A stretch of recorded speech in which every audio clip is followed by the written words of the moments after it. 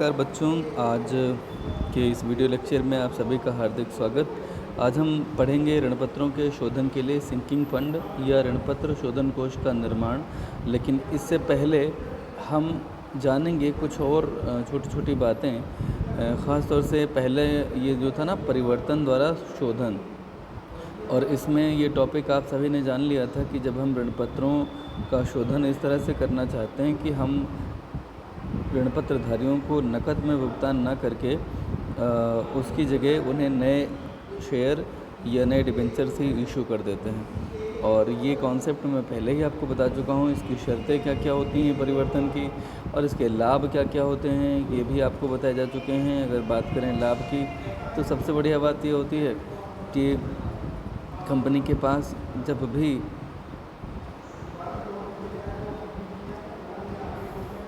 पैसा होता है, जब पैसा नहीं होता है तो इसका इस्तेमाल किया जा सकता है। दूसरी बात इसमें जो सबसे महत्वपूर्ण बात बताई है वो ये कि शुरुआत में जो कंपनी, ये उनके पॉइंट ऑफ व्यू से है जो बेसिकली डिवेंचर होल्डर होते हैं, कि कंपनी की आरंभिक स्थिति में जो ऋणपत्रधारी होते हैं वो कंपनी के सुरक्षित लेनदार होते हैं। यानी कि अगर कंपनी अच्छा परफॉर्म ना करे तो भी उनका पैसा सुरक्षित रहता है और निश्चित आय के रूप में ब्याज उन्हें हर 6 महीने के अंतराल पे मिलता रहता है। बाद में जैसे जैसे आपको कंपनी की प्रबंध कार्यकुशलता और लाभ कमाने की क्षमता का अंदाज़ा या भरोसा हो जाता है, तो आप अपने ऋण पत्रों को अंशों में तब्दील करा सकते हैं और कंपनी के स्वामी भी हो सकते हैं और लाभ में भी हिस्सा ले सकते हैं। तो ये तो बात रहे, ये तो लाभ रहे उनके जो ऋणपत्रधारी हैं। हम जल्दी से ये भी जान लेते हैं कि परिवर्तन द्वारा शोधन के अंतर्गत कदम क्या क्या उठाए जाते हैं। सबसे पहले हमें ये पता करना होता है कि ऋणपत्रों के शोधन के लिए जो राशि है वो कितनी है। तो आपको ये ध्यान में रखना होगा कि ऋणपत्रों का शोधन सममूल्य पर, प्रीमियम पर या कटौती पर किया जा सकता है।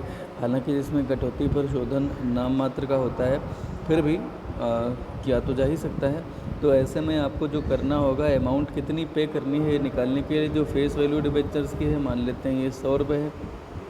अगर कोई डिस्काउंट है, डिस्काउंट ऑन इश्यू और डिबेंचर, सपोज इट इज़ 10%, या अगर कोई इसके अलावा अगर कोई प्रीमियम है जो डिबेंचर पे दिया जाना है, तो डिबेंचर पे अगर कोई प्रीमियम है, आई एम सॉरी, अगर कोई रिडेम्पशन पे अगर कोई प्रीमियम है तो वो ऐड हो जाता है। सपोज़ 5 रुपीज़ आपका प्रीमियम है, तो यहाँ पे आपको जो देने होंगे ये 95 देने होंगे पर डिबेंचर, क्योंकि 10 रुपये डिस्काउंट था, बट 5 रुपये ये यहाँ पे, तो कुल मिला के 95 देने पड़ेंगे।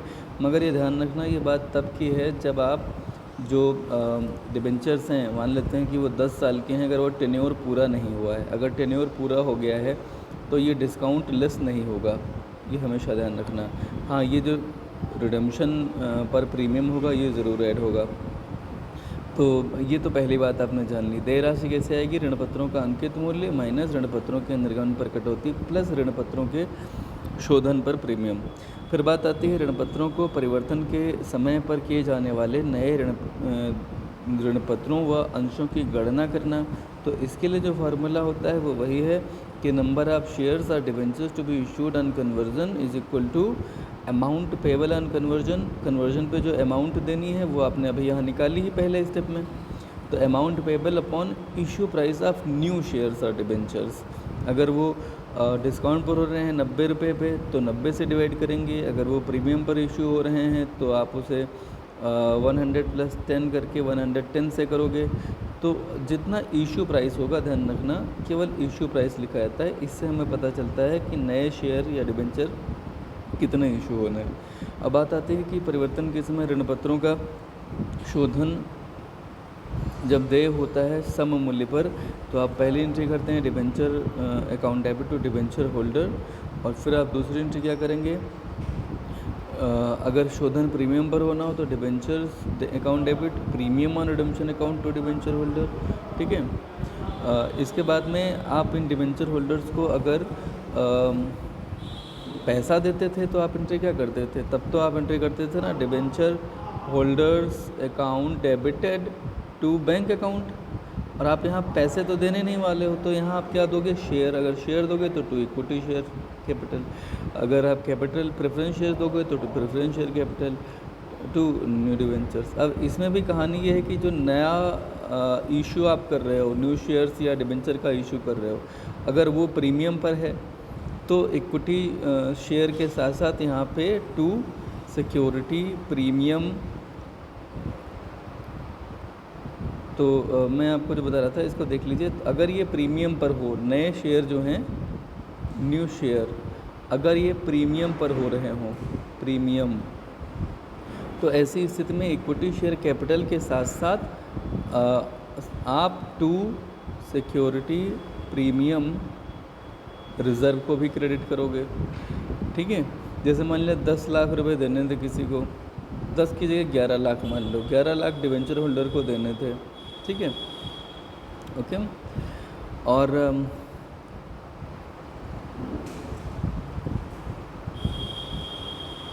ये जो 11 लाख देने थे, अगर मान लेते हैं कि आपने इक्विटी शेयर इशू करने हैं और वो 110 पे करने हैं, तो सीधी सी बात है कि आप क्या करोगे, जब इसको 11 लाख को 110 इशू प्राइस से करोगे डिवाइड, तो आपको पता चलेगा कि आपको 10 लाख के इन्हें देने हैं। इक्विटी शेयर कैपिटल के आगे कितना आएगा, 10 लाख, और जो सिक्योरिटी प्रीमियम रिजर्व आएगा उसके आगे 1 लाख आएगा, और इस तरह से पूरे 11 लाख से डिवेंचर होल्डर डेबिट हो जाएंगे।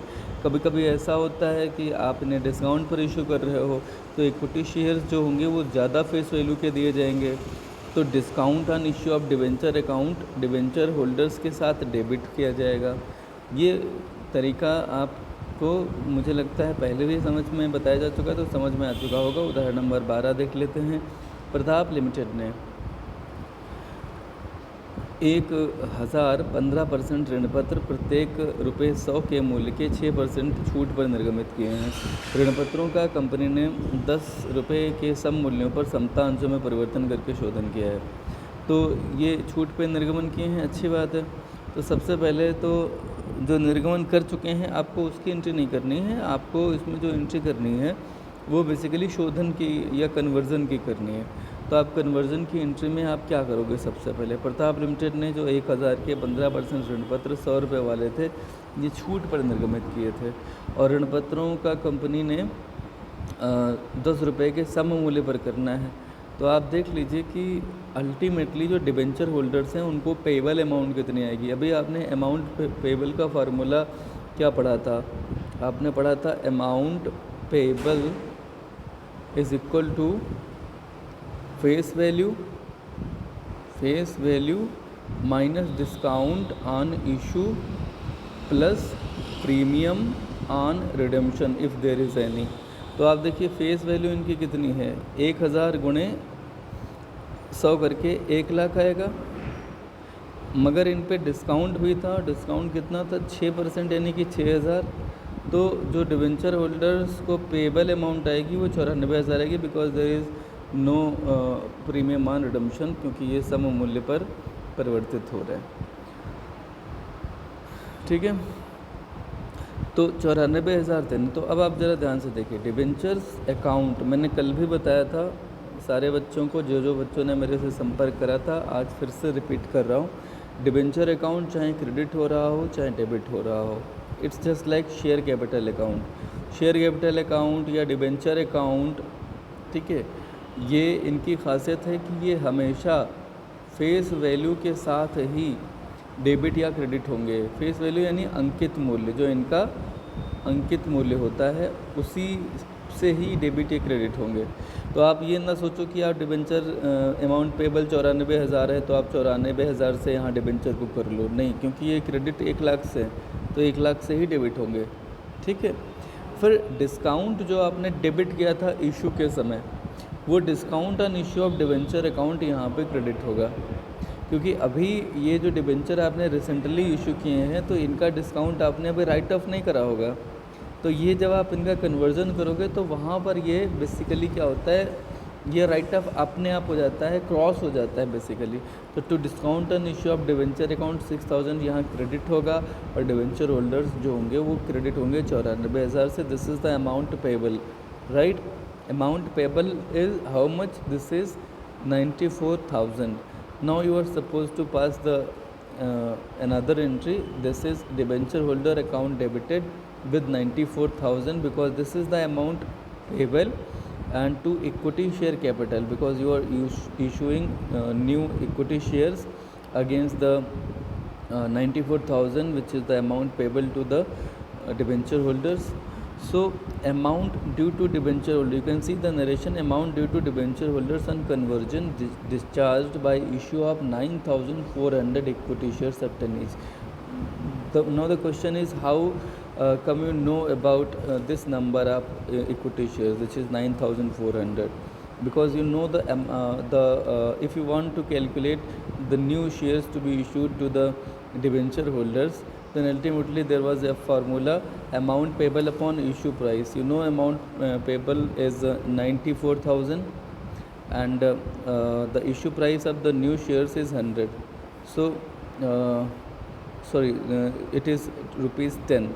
So if you divide 94,000 with the rupees 10, which is the issue price, because the new shares are being issued at par, so ultimately you will get 9,400 equity shares as a number of the equity shares to be issued to the debenture holders. Okay, so this is the very first part. You have done it. First of all, in the very first entry, you have credited debentures.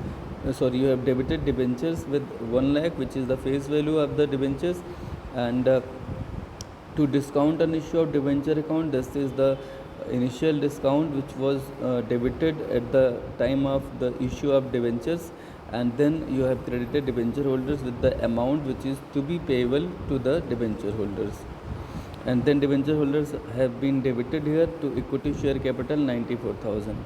So let us move to the second part of the illustration. Second part is Akbar limited ने ₹100 के मूल्य के 412% ऋण पत्रों का 5% छूट पर निर्गमन किया। ₹100 मूल्य के 400 डिबेंचर्स हैं जिन पे इंटरेस्ट की रेट है 12%, ये 5% छूट पर निर्गमित हुए थे। कंपनी ने इन ऋण पत्रों का ₹100 मूल्य के 11% पूर्वाधिकार अंशों में परिवर्तन करके शोधन किया। प्रत्येक अंश पर ₹25 का प्रीमियम भी था। यहाँ पे प्रीमियम जुड़ गया है, बाकी ये बिल्कुल पहले पार्ट ही के जैसा है।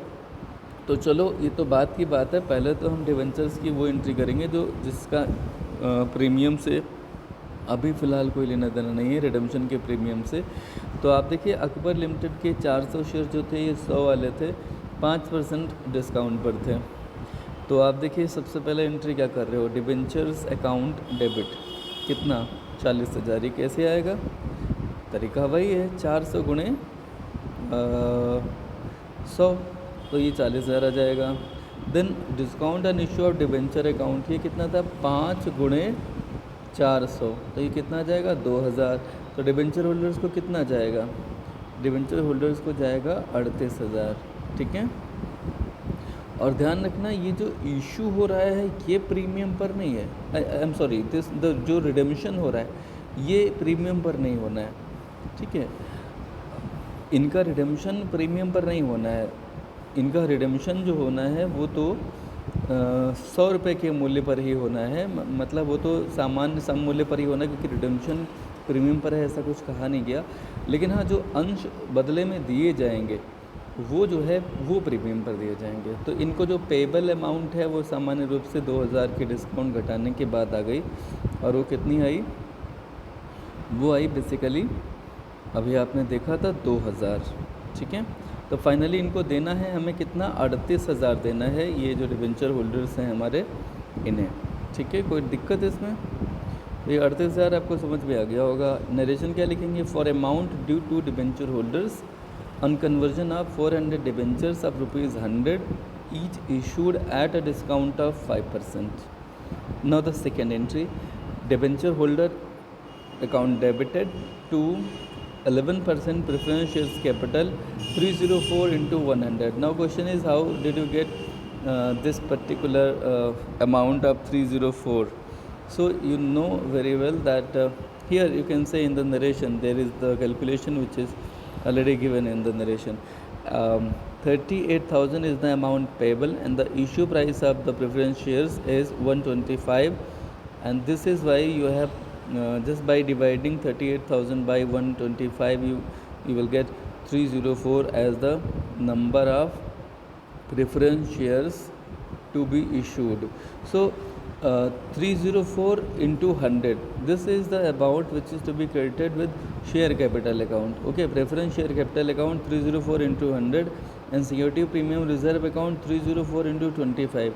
This is 7,600. The total is 38,000. And the narration is the amount due to debenture holders on conversion discharged by issue of 304 preference shares calculated as this. You can show the calculations here in the narrations also. There is no problem at all in this. Now the third part of the illustration. Chandrika limited ने रुपये 200 प्रत्येक के मूल्य के 10 रुपये छूट पर निर्गमित चंद्रिका लिमिटेड ने रुपये 200 के मूल्य के 10% छूट पर निर्गमित किए। क्या किए पता नहीं। चंद्रिका लिमिटेड ने 200 रुपये मूल्य के 10% छूट पर निर्गमित किए 500। ओके सॉरी, सेंटेंस अभी कंटिन्यू है। चंद्रिका लिमिटेड ने 200 रुपये मूल्य के हैं, 10% छूट पर इशू किए हैं। इनकी संख्या 500 है और ये 12% ऋण पत्र हैं। इनका 2000 समता अंशों में जो प्रत्येक अंश 50 रुपये का है, जिससे 45 प्रदत्त हैं, इसमें परिवर्तन द्वारा शोधन किया है। इसका मतलब यह है कि 45 प्रदत्त हैं, तो अभी जो है ये माना जाएगा कि 5 रुपये अभी इसमें वसूल किए जाएंगे, तो ये 45 प्रदत्त हैं, ये ध्यान रखना। ये टॉपिक आपको बहुत आसानी से समझ में आ जाएगा, बड़ा अच्छा है। देखो, सबसे पहले ये जानो कि कितने डिबेंचर्स हैं आपके डिबेंचर्स हैं 500। ये 200 रुपये मूल्य वाले थे और 10% डिस्काउंट था, तो 200 का 10% यानी 20 रुपये डिस्काउंट होता है। तो आप सबसे पहले तो पहली वाली एंट्री पास कर लो। पहली एंट्री क्या होगी? Debentures account. ये डिबेंचर्स अकाउंट कैसे आएगा? डिबेंचर्स अकाउंट आएगा 200 गुणे 500 करके, ठीक है। तो ये 1 लाख हो जाएगा, इसमें तो कोई डाउट नहीं है। और अल्टीमेटली यहाँ ये 5% आएगा, कितना नहीं 10% था।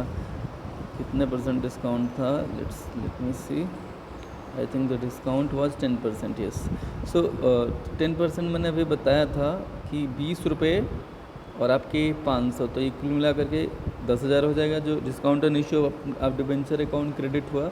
और टू डिबेंचर होल्डर्स में 90,000 चला जाएगा, the difference which is to be payable to the debenture holders, right. Narration you can see the amount due to debenture holders and conversion of 500 debentures of rupees 200 each issued at a discount of 10%. Okay, now let's move on to the next entry.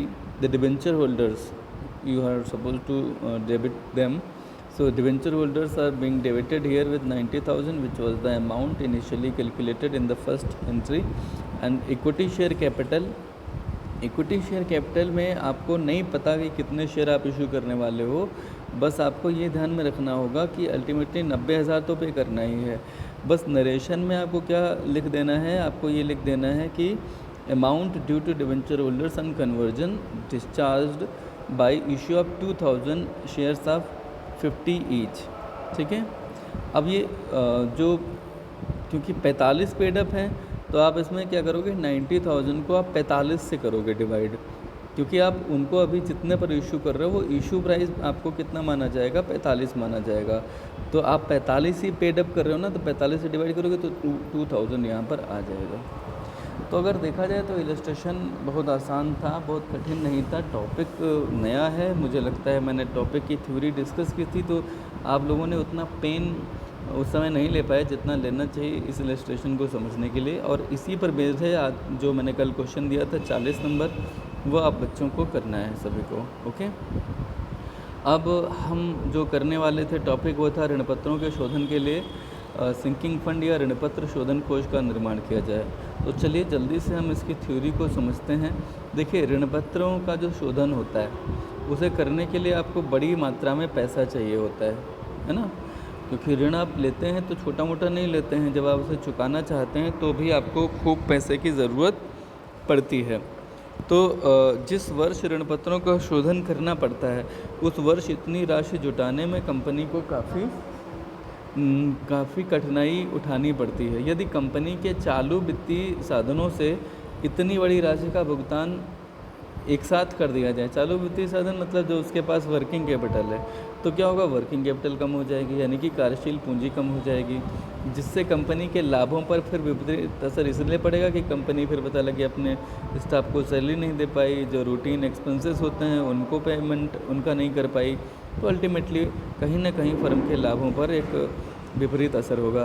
तो company के लिए उचित यह रहता है कि ऋण पत्रों के शोधन के लिए वो लाभों में से एक निश्चित राशि हर साल बचाती रहे और उसे एक अलग खाते में ट्रांसफ़र करती रहे। तो इससे क्या करती है, इसके लिए कंपनियां ऋण पत्रों के निर्गमन के 1 वर्ष से ही लाभों में से एक निश्चित राशि, मतलब निर्गमन के 1 वर्ष से ही, मतलब जैसे 1 साल बीता तो 1 साल के आखिर में ही आपने क्या करा, लाभों में से एक निश्चित राशि ऋणपत्रों के भुगतान के लिए एक अलग खाते में आपने रिजर्व रखना शुरू कर दिया। तो ये जो खाता होता है, ये खाता ही दरअसल कहलाता है रिजर्व फंड। जैसे आप प्रॉफिट से जनरल रिजर्व बनाते हैं तो उसका पर्पज़ जनरल पर्पज़ में यूज़ करने के लिए होता है। अचानक से अगर कोई लाइबिलिटी आ जाए या किसी लॉस के होने की वजह से आप उस लॉस को उस फंड से पूरा कर पाओ, इसके लिए वो रिजर्व फंड होता है, which is called as general reserve और रिजर्व फंड। ओके लेकिन जब आप डिबेंचर्स के बारे में आप जानते हैं कि 10 साल बाद एक लाइबिलिटी होगी ही होगी, तो सर्टेन लाइबिलिटी के लिए जब आप प्रॉफिट में से एक निश्चित अमाउंट निकाल के रखने लगते हैं एक अलग खाते में, तो हम उसे सिंकिंग फंड भी बोलते हैं या डिबेंचर रिडम्पशन फंड भी बोलते हैं। लेखांकन में रिजर्व की तुलना में फंड शब्द का प्रयोग तभी हम कर पाते हैं जब आप प्रॉफिट से निकाल के ये जो पैसा आपने रखा हुआ है इसको आप अपने पास ही ना रखें, इसको आप किसी अन्य कंपनी की या सरकार की कुछ जो प्रतिभूतियां हैं उनमें इन्वेस्ट कर दें, निवेश कर दें। तो आपने जो प्रॉफिट से निकाला हुआ अलग से पैसा है, अगर उसे सरकारी प्रतिभूतियों में निवेश कर दिया तो फिर वही ऋणपत्र शोधन कोष यानी कि फंड कहलाता है, अदरवाइज़ ये रिज़र्व कहलाएगा। ठीक है, अदरवाइज़ ऋणपत्र शोधन संचित कहलाएगी। ठीक है, तो हम चलिए थोड़ा सा और जानते हैं कि प्रतिभूतियों में निवेश करने की विधियां क्या हैं। ये अभी आपने सुना ना कि फंड तभी हो पाएगा, ऋणपत्र शोधन संचय को ऋणपत्र शोधन कोष तभी कहेंगे जब हमने ये जो पैसा हमने जो इसमें अभी स्टोर करके रखा है या रिज़र्व करके रखा है इसको हम कहीं और इन्वेस्ट कर दें। तो इन्वेस्ट करने की विधियां कौन कौन सी होती हैं? 3 तरह की विधियां हैं जनरली। पहली विधि है संचयी शोधन कोष विधि, फिर असंचयी सिंकिंग फंड यानी कि शोधन कोष विधि, और बीमा पॉलिसी विधि। अभी एक क्वेश्चन कोई बच्ची कर रही थी तो उसमें बीमा पॉलिसी का जिक्र आया था, तो अभी वो नहीं हो सकता था। आज ये टॉपिक पढ़ने के बाद आप क्वेश्चन नंबर 44 है परहैप्स वो आप कर सकेंगे, 44 या 45 ऐसे ही कोई है, अभी देखेंगे बताएंगे। फिलहाल पहली विधि जानते हैं, संचयी शोधन कोष विधि। ध्यान से सुनते जाइएगा। देखिए, इसको हम सिंकिंग फंड विधि भी बोलते हैं और क्यूमुलेटिव रिडम्पशन फंड मेथड भी बोलते हैं। अब आप ध्यान से सुन लीजिएगा, सिंक का मतलब क्या होता है। सिंकिंग, आपके घर में आपका किचन है ना, तो वहाँ पे एक जगह है जिसमें आप बर्तन वगैरह धुलते हो।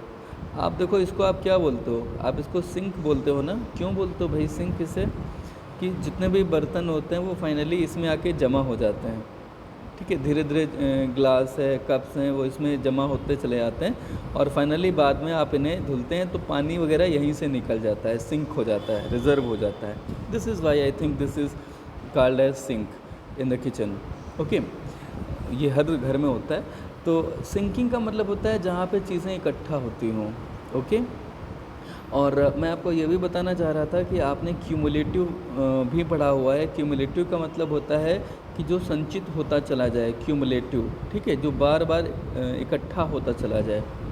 तो आप इसको चाहे सिंकिंग फंड मेथड बोलें या क्यूमुलेटिव रिडम्पशन फंड मेथड बोलें। सिंकिंग फंड क्या होगा, लाभों में से हम बनाते हैं इन्हें और एक निश्चित तिथि को ऋणपत्रों के शोधन के लिए आवश्यक धन की व्यवस्था करके इनका अत्यधिक तरल प्रतिभूतियों में हम निवेश कर देते हैं। ठीक है, एक निश्चित तिथि जनरली साल का आखिरी दिन होता है, क्लोजिंग या एंड डेट होती है।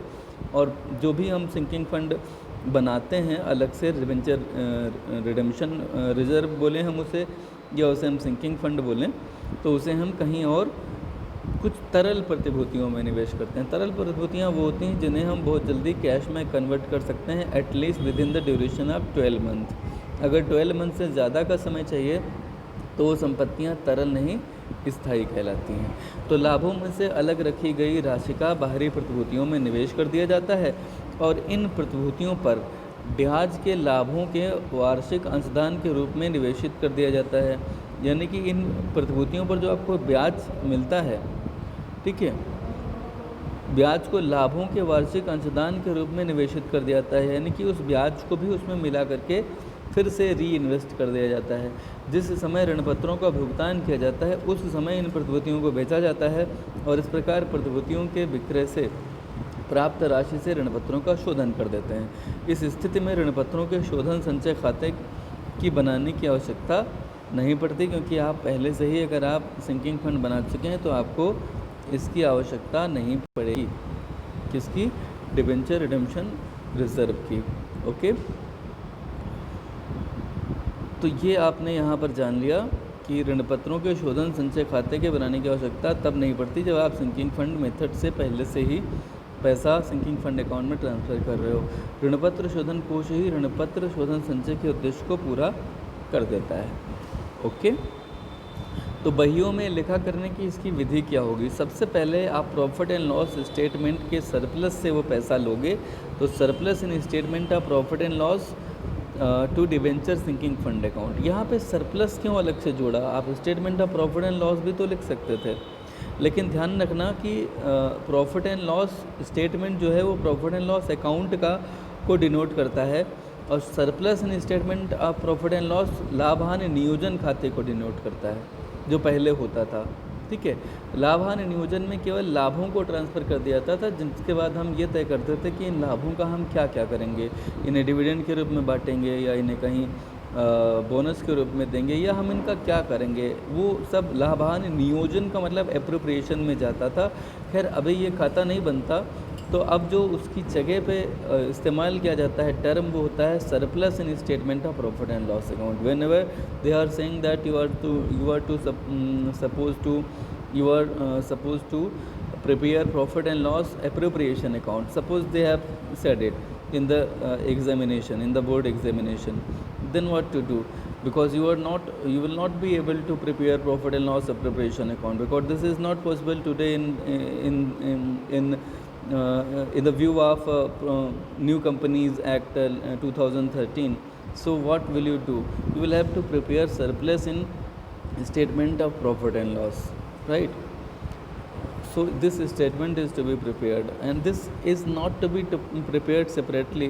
This is shown in the equity and liability side and under the head of reserve and surplus. Okay, reserve and surplus. So surplus is attached with reserves. This is the heading you can see in the equity and liability side there. So here you can see that in the very first entry, surplus in statement of profit and loss is debited, and the account which is created here is debenture sinking fund account, ऋणपत्र शोधन खाता. Okay, for amount transferred to debenture sinking fund account. This is a very simple narration for amount transferred to debenture sinking fund account. You can add out of surplus in statement of profit and loss. This can also be added to the narration. If you don't want to add this, then the narration given in the entry is sufficient, right? Then sinking fund हस्तांतरित राशि का निवेश करने पर, whenever you want to invest this particular amount you have transfer to debenture sinking fund account, then you will have to invest it outside. So whenever you purchase any investment, you are supposed to debit the investment you are going to purchase. So debenture sinking fund investment account is the name of the investment you are going to purchase out of debenture sinking fund.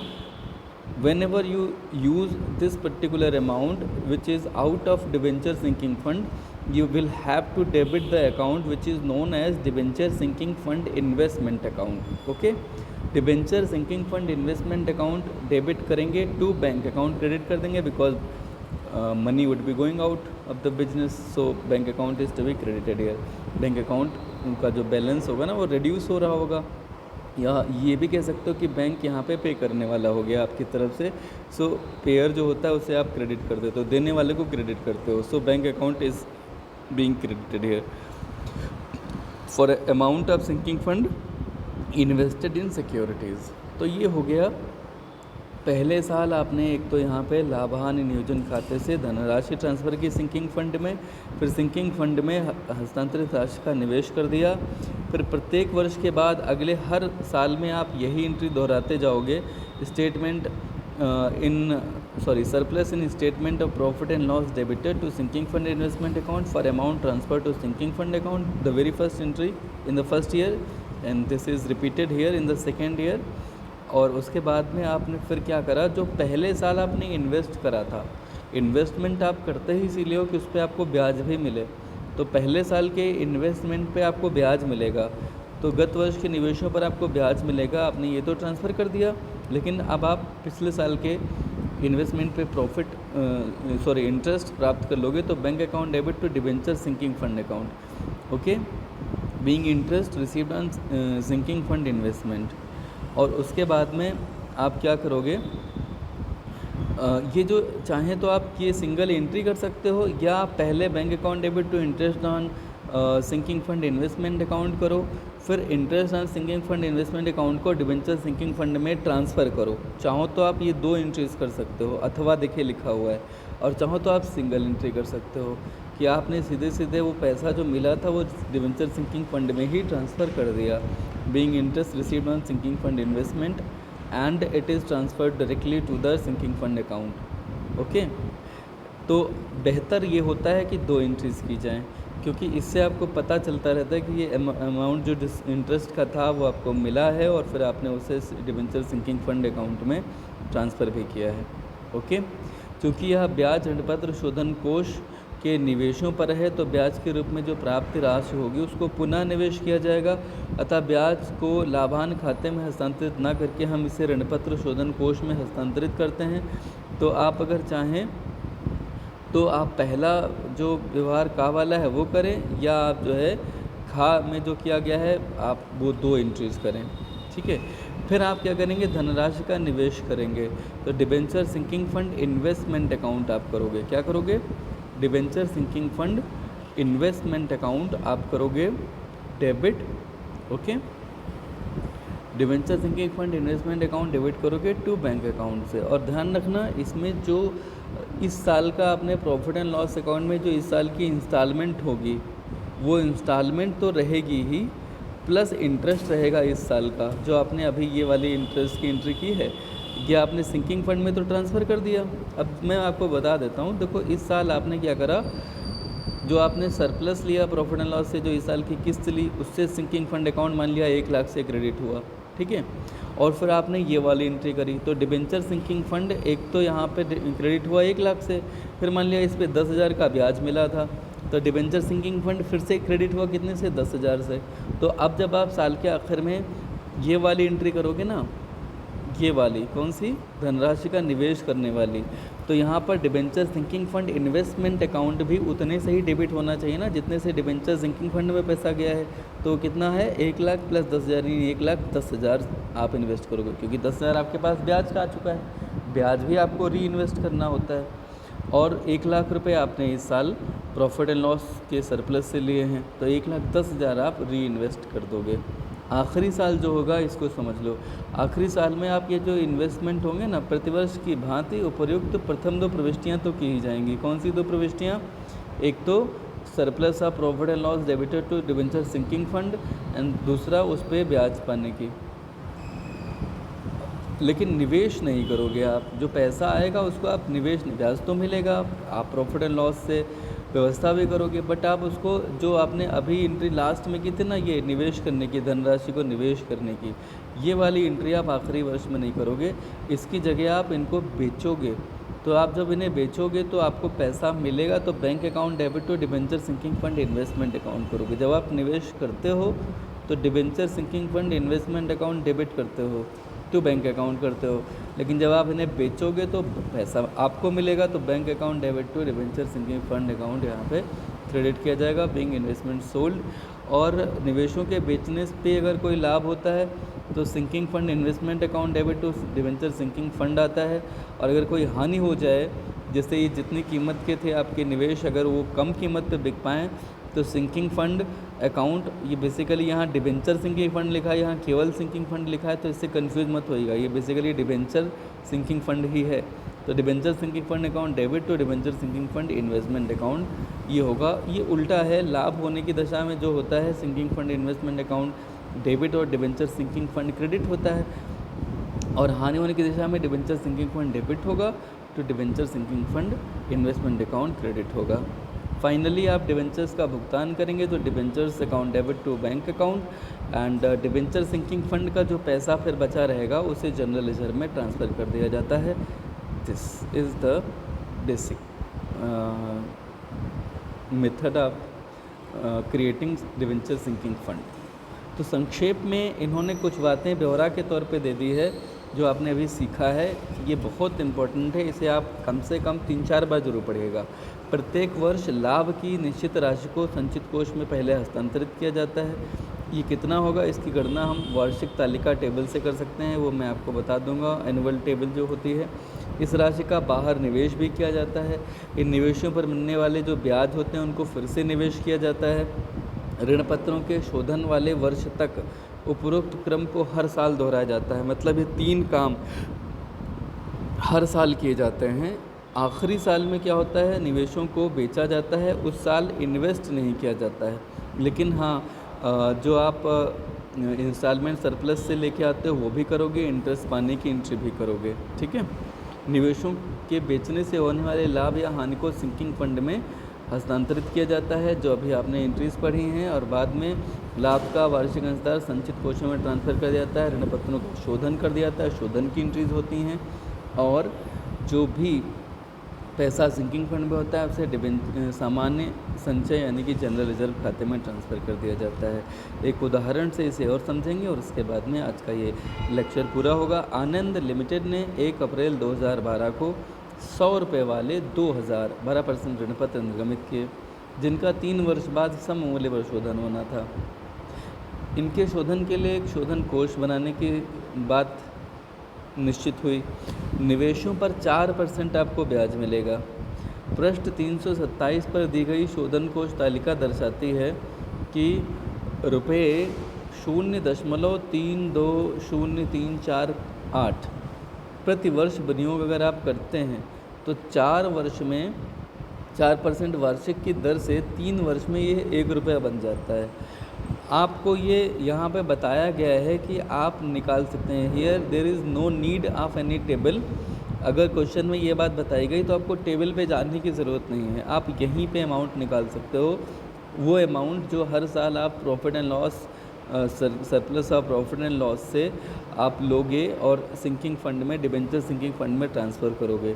तो अगर आपको 1 रुपया चाहिए 4% की दर से 3 वर्ष के लिए, तो आपको कितना पैसे हर साल जमा करना है, 0.320348। तो आपको चाहिए कितना, सब मूल्य पर होना है तो ये 2000 और 100 वाले तो ये 2 लाख चाहिए। तो आप क्या करोगे, 0.320348 गुणे 2 लाख कर लो। 1 लाख 1 रुपये चाहिए तो इतना चाहिए, तो 2 लाख के लिए कितना चाहिए होगा। तो उसके लिए जब आप इसको मल्टीप्लाई करोगे तो आप पाओगे कि ये इसका, भाई यहाँ पे ज़ीरो कितने हैं, यहाँ 5 ज़ीरो हैं, तो आप 1 2 3 4 5 आप यहाँ पे तो ये डेसिमल पहुँचा लो, फिर 2 से मल्टीप्लाई कर लो। तो आप जब करोगे इसे तो 2 8 16, 2 चौके 8, 1 9, 2 3 6 और 2 दूनी 4, 64। आपका ये लगभग 64,069.6 आएगा।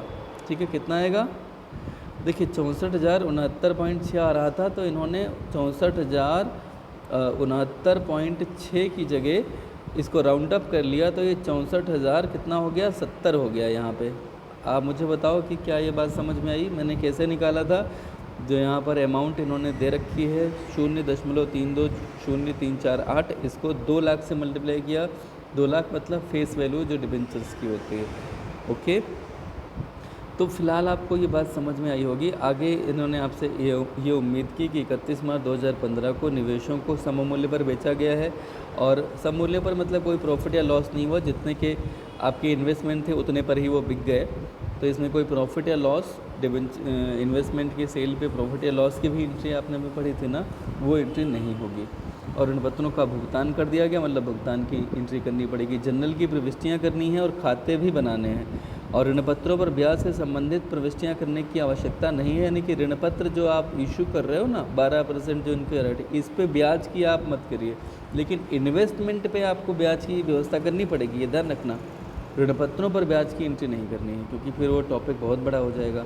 तो सबसे पहले आप देखिए डिबेंचर्स आपने इशू किए हैं, bank account debit to debenture application and allotment 2 lakh for debentures application money received and then debenture application allotment debited to debenture account. पहली दो एंट्रीज तो आपको समझ में आ गई होंगी। इसके बाद में हम सबसे पहले सिंकिंग फंड में ट्रांसफ़र करते हैं। तो surplus of statement of profit and loss 64070, मुझे लगता है ये अमाउंट सभी बच्चों को समझ में आ गई होगी।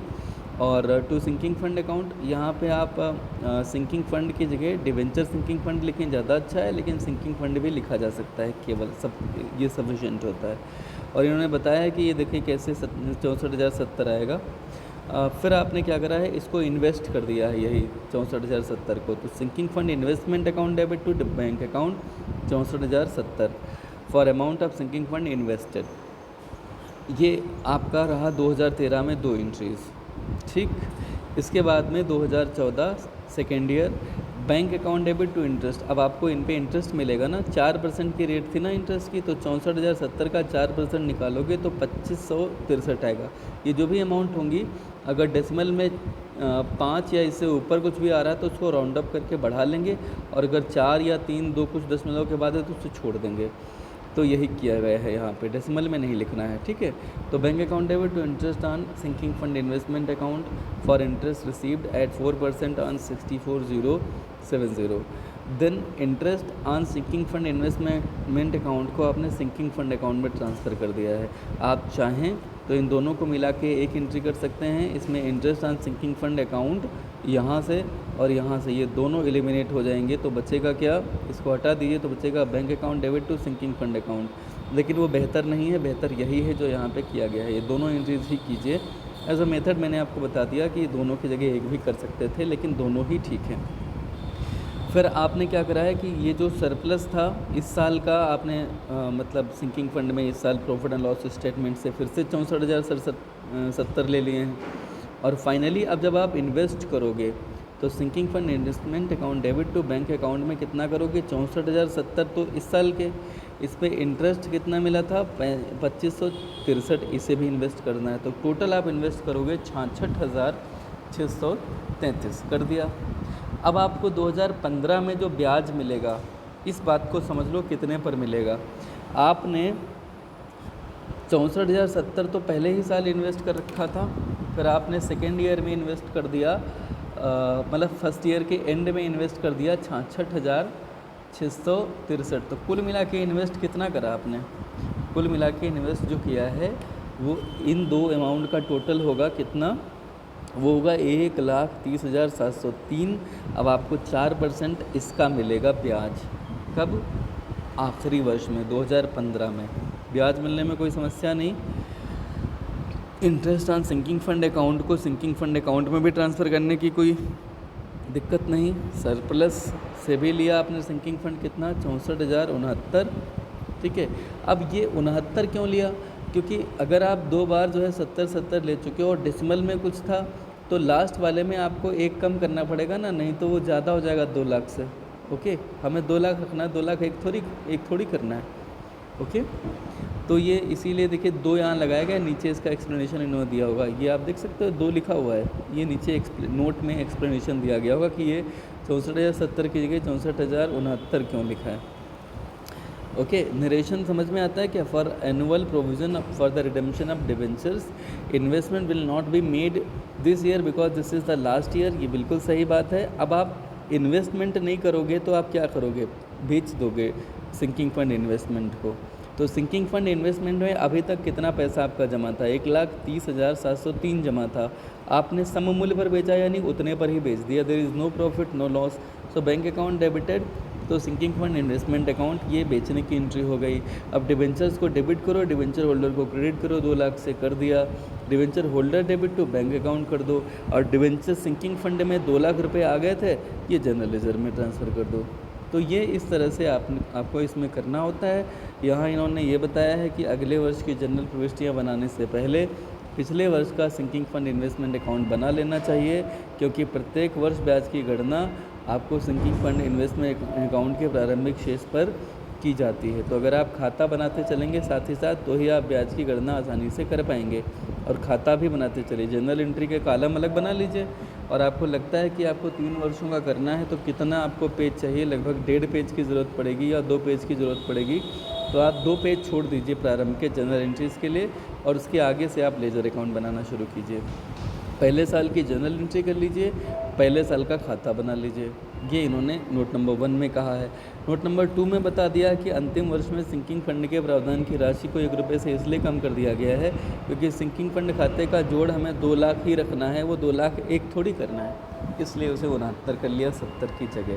डिवेंचर अकाउंट देखिए यहाँ पे बना हुआ है, ये कैसे बनेगा। सबसे पहले डिवेंचर एप्लीकेशन एंड अलॉटमेंट, जो आपने जनरल एंट्रीज की हैं ये उन्हीं की लेजर पोस्टिंग है। पहले साल by debenture and application and allotment April 1 को, इसी साल के आखिर में 2013 मार्च 31 को ये बैलेंसिंग कर लिया आपने। 2013 अप्रैल 1 को बैलेंस फिर से उतारा, इस साल फिर से 2014 में एंड डेट पे बैलेंसिंग कर दी। 2014 थर्ड ईयर के प्रारंभ में अप्रैल 1 को आपने बैलेंस उतारा, और 2015 यानी कि थर्ड ईयर के लास्ट में आपने डिवेंचर होल्डर्स को ये 2 लाख रुपए दे दिए। आपका डिवेंचर अकाउंट कंप्लीट हो चुका है। सिंकिंग फंड अकाउंट जब आप बना रहे हैं तो पहले साल आपने surplus of statement of profit and loss में 64,070 ट्रांसफ़र किए थे, ये बैलेंस बचा रह गया था। यही बैलेंस आपने सेकेंड ईयर में उतारा 64,070, इस पे इंटरेस्ट आपने प्राप्त किया था 2563, और इस साल का आपने जो ट्रांसफ़र किया था वो कितना था 64,070। ये टोटल हो गया क्रेडिट साइड का 1,30,703, यही उतार लिया, और ये आपके सिंकिंग फंड में बैलेंस बचा रह गया। यही बैलेंस आपने फिर से यहाँ 2014 यानी कि थर्ड ईयर के प्रारंभ में उतारा 1,30,703। इस साल का ब्याज आपने प्राप्त किया 5,228, और इस साल का आपने जो इंस्टॉलमेंट है वो भी आपने ट्रांसफ़र किया सिंकिंग फंड अकाउंट में। इधर का टोटल हो गया 2 लाख, क्योंकि ये वैसे तो 64,070 लिया जा रहा था हर बार, लेकिन इस बार 64,069 लिया गया, क्योंकि अगर इसे हम 70 कर लेंगे तो ये 2 लाख एक हो जाएगा। हमें केवल 2 लाख चाहिए, तो हम लास्ट ईयर में अगर कुछ एक्स्ट्रा हो रहा है तो उसे कम कर लेते हैं, वही किया है, 1 रुपया कम कर लिया गया है। 2 लाख का टोटल आ गया, इसे फाइनली जनरल रिजर्व में ट्रांसफ़र कर दिया गया है। एक और खाता आखिरी इसका वो है सिंकिंग फंड इन्वेस्टमेंट अकाउंट। पहले साल जब आप इन्वेस्ट करते हो 2013 के एंड में आपने एंट्री की थी sinking fund investment account debit to bank account. तो चूंकि sinking fund investment account debit हुआ था तो इसके डेबिट साइड में हम आ गए और हमने to bank account opposite account name लिख लिया 64,070 से। इस साल ये बैलेंस बचा रह गया, बैलेंस उतार लिया 64,070। इस साल हमने नया जो इन्वेस्ट किया वो 64,070 second instalment of sinking fund and plus interest, जो 66,633 किया, कुल मिला करके 1,30,703 हो गया। ये बैलेंस बचा रह गया सेकेंड ईयर के लास्ट में। थर्ड ईयर के प्रारंभ में आपने बैलेंस उतारा और इसको बेच दिया 1,30,703 पर वैल्यू पे, ठीक है। तो यहाँ पे कोई टोटल एक ही, चूँकि एक एक सिंगल अमाउंट होती है तो बहुत बार एक लाइन खींच के फिर हम उसके नीचे 1,30,703 फिर लिखें, फिर डबल लाइन करें, इसकी ज़रूरत नहीं पड़ती। इसीलिए इन्होंने कोई टोटल वाली लाइन नहीं की, जैसे यहाँ एक लाइन खींची थी फिर इन दोनों को जोड़ा था तब लिखा था। यहाँ जब एक ही अमाउंट है तो इसी के नीचे डबल लाइन खींच देते हैं जो इन्होंने किया है। तो मुझे लगता है बच्चों आपको ये बात समझ में आई होगी। Finally interest on sinking fund investment account भी था, उसे भी बनाया है। तो 2014 में आपको ब्याज मिला था तो आपने उसे सिंकिंग फंड में ट्रांसफ़र किया था, तो ये एंट्री हो गई थी यहाँ पे सिंकिंग फंड ट्रांसफ़र करने की। जब मिला था ब्याज तो बैंक अकाउंट डेबिट हुआ था। ऐसे ही सेकेंड ईयर में भी ब्याज मिला, थर्ड ईयर में भी ब्याज मिला था, उसे भी आपने सिंकिंग फंड में ट्रांसफ़र कर दिया था। जनरल रिजर्व अकाउंट भी एक बना लिया, मतलब कंप्लीट अकाउंटिंग कर लिए। जितने भी खाते इन्वॉल्व हुए हैं बैंक अकाउंट को छोड़ के वो सारे आपने इसमें बना लिए हैं। जनरल रिजर्व में सिंकिंग फंड का जो भी पैसा था वो अपने जनरल रिजर्व में जब ट्रांसफ़र किया तो जनरल रिजर्व में बैलेंस आ गया कितना, 2 लाख। तो मुझे लगता है बच्चों ये उदाहरण नंबर 14 आपको समझ में आया होगा। उदाहरण नंबर 15 जो है, इसमें जानकी लिमिटेड ने 100 रुपये वाले 1000 ऋण पत्र निर्गमित किए हैं, जिनका भुगतान 3 वर्ष बाद होना था। इसके लिए एक सिंकिंग फंड की स्थापना करनी है और जो फंड तालिका है उसमें कहा गया कि वार्षिक किस्त इतनी आएगी। तो इसमें आपको कुछ कैलकुलेट करना ही नहीं है, तो इसीलिए बढ़िया सीधे सीधे दे दिया, तो उतना ही ट्रांसफ़र करते चलेंगे। 3% ब्याज मिलता है और अंत में ये 66,000 में जो बेच दिए गए हैं। तो नया क्या है 14 से 15 में, कि इसमें इन्होंने कितने का बेचा गया ये दिया गया है, सम मूल्य पर बेचे गए हैं ऐसा नहीं कहा गया है। तो बाकी सब कुछ वही करेंगे, पहले इशू करेंगे डिबेंचर, हर साल ट्रांसफ़र करेंगे डिबेंचर सिंकिंग फंड में अमाउंट, फिर उसे इन्वेस्ट कर देंगे, अगले साल ब्याज प्राप्त करेंगे, सिंकिंग फंड में से ट्रांसफ़र करेंगे, नया सरप्लस से सिंकिंग फंड में पैसा ट्रांसफ़र करेंगे और इन्वेस्ट करेंगे सेकेंड ईयर में। तो इस साल की इंस्टॉलमेंट प्लस इंटरेस्ट करेंगे, वो सब करते रहेंगे। लेकिन फाइनली यहाँ देख लीजिए, जो आप बेच रहे हो वो आप कितने पर बेच रहे हो। आप जो बेच रहे हो 66,000 का बेच रहे हो, तो आपने ये पाया कि इसमें आपको क्या हुआ है, प्रॉफिट हुआ है कितने का, 323 का। तो वो एंट्री यहाँ कर दी गई है, debenture sinking fund investment account debit to debenture sinking fund. Profit होता है तो सिंकिंग फंड अकाउंट क्रेडिट होता है, और अगर लॉस होता है तो डिबेंचर सिंकिंग फंड डेबिट होता है, ये ध्यान रखना। तो ये प्रॉफिट हुआ, ये कैसे हमें पता चलेगा, ये हमें ऐसे पता चलेगा कि अभी तक हमने कुल मिलाकर कितना बैलेंस हमारे डिबेंचर सिंकिंग फंड में था, और वो जो बैलेंस था अगर हमने उसमें उसको ज़्यादा पे बेचा है तो जाहिर सी बात है हमें लाभ हो जाएगा। जैसे ये आप देख सकते हो, ये debenture sinking fund investment account था। इसमें पहले साल आपने इन्वेस्ट किए थे 32,353, दूसरे साल आपने 32,353 के बैलेंस के अलावा 33,324 इन्वेस्ट किए थे, तो आपके पास 65,677 रुपये का बैलेंस था, और आपने इसे जो बेचा है वो 66,000 का बेचा, तो 323 का आपका प्रॉफिट हो गया ना। तो ये प्रॉफिट है। पहले इलस्ट्रेशन 14 में क्या था कि जितना बैलेंस था उतने पे ही ये बिका था, तो कोई यहाँ पे इस एंट्री की आवश्यकता नहीं पड़ी थी। This is the only new thing in the illustration, बाकी सब कुछ वही है। तो आपने आज पढ़ा है क्यूमुलेटिव सिंकिंग फंड, और मुझे लगता है कि आपको ये समझ में आया होगा। असंचयी शोधन कोष और क्यूमुलेटिव सिंकिंग फंड में केवल एक डिफरेंस है कि इसमें जो इंटरेस्ट आप कमाते हैं उसको आप इन्वेस्ट नहीं करते हैं, बाकी सब कुछ वही है। तो आप सभी बच्चों से मेरा ये अनुरोध है कि असंचयी शोधन कोष की जो थ्योरी दी गई इसकी एक रीडिंग करें, और मुझे पक्का यकीन है अगर आप थोड़ा सा भी मन लगाएंगे तो उदाहरण नंबर 16 भी शायद आप समझ सकें। फ़िलहाल उदाहरण नंबर 16 समझ पाएँ, बड़ा अच्छा है। अगर आप में से कोई समझ जाता है तो मुझे यकीन हो जाएगा कि आप बहुत कुछ करने वाले हो अकाउंटिंग की दुनिया में, कॉमर्स की दुनिया में। अगर समझ जाएं तो इतना भी पढ़ेगा कि संचयी शोधन कोष और असंचयी शोधन कोष में अंतर क्या है। फिलहाल हम इन टॉपिक को कल कवर करेंगे। आज के लिए इतना ही। इनसे रिलेटेड जो क्वेश्चंस हैं आइए उनकी बात करते हैं। बच्चों, आप question number 33, question number 34, question number 33 भी जो है ना वो ऐसा ही है, सिंकिंग फंड इन्वेस्टमेंट अकाउंट है, और इसी तरह से 34 में भी आपको सिंकिंग फंड बनाना है, और 35 जो है इसमें भी आपको सिंकिंग फंड बनाना है। ये आपको 3 क्वेश्चंस करने हैं, 33, 34, 35। इनमें अगर कोई डाउट है तो बिल्कुल पूछिए, बहुत सामान्य क्वेश्चंस हैं, जैसे इलस्ट्रेशन 14 और 15 है। सो आप सभी को ढेर सारी शुभकामनाएं, आप मन लगा के पढ़ सकें और इन क्वेश्चंस को पूरी तरह से हल करने पर लग सकें। लग जाएंगे तो कर पाएंगे। Thank you so much.